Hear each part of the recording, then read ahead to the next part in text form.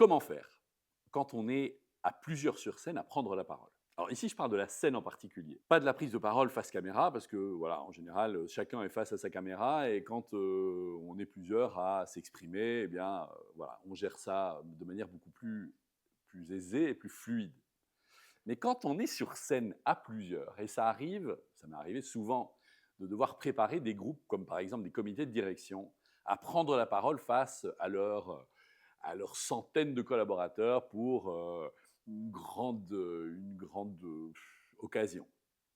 Et c'est toujours un challenge. Alors, il y a souvent, quand ils viennent me trouver, qu'on commence à bosser dessus, eh bien, soit les aficionados il y en a deux, un ou deux qui vont parler et nous, on est là en soutien, ou bien les autres, ils disent, on va scrupuleusement avoir un temps de parole égal. Je pense que ce qui est important, c'est certainement l'équité, pas obligatoirement l'égalité. Ce qui est important, c'est que chacun puisse s'exprimer, chacun, chacune. Donc oui, je pense que c'est une très bonne idée de donner la parole à chacun. Ça, en tout cas, c'est ce que je privilégie.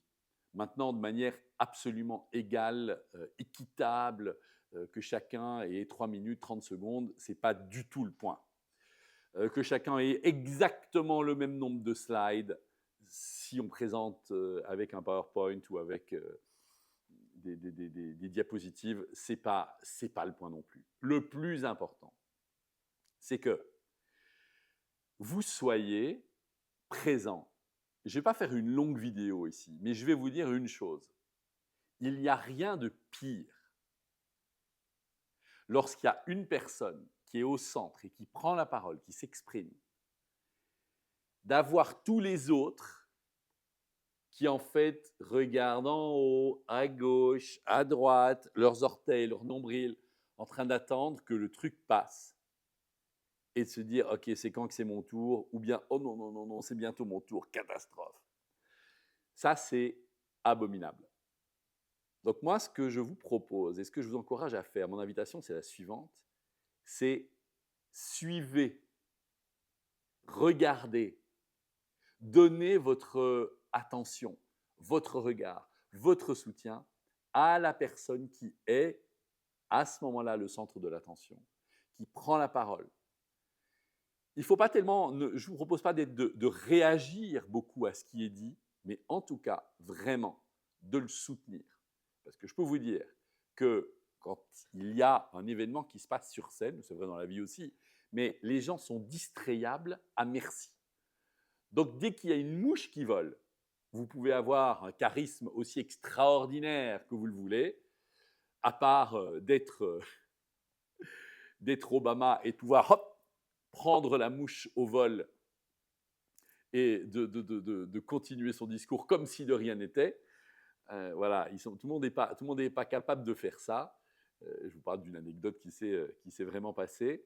Mais non, ici, l'idée, c'est il y a une mouche qui vole et tout le monde est distrait. Il m'est arrivé d'avoir une souris qui passe sur scène au théâtre. Je peux vous dire qu'il n'y a plus rien à raconter. Il faut d'abord s'occuper de la souris, ou qu'elle disparaisse et qu'elle ait disparu depuis. Et puis évidemment, il faut l'adresser, cette souris. C'est-à-dire que si elle est passée et qu'on fait comme si de rien n'était, vous l'avez vu sur scène, tout le monde est distrait et que vous faites comme si de rien n'était, c'est foutu.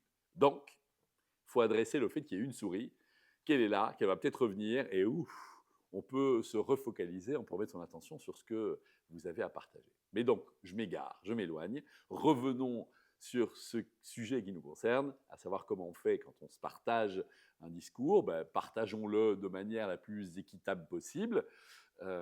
Et puis surtout, quand vous êtes autour et que ce n'est pas votre moment de parler, soutenez la personne par votre regard, par votre bienveillance, par votre présence.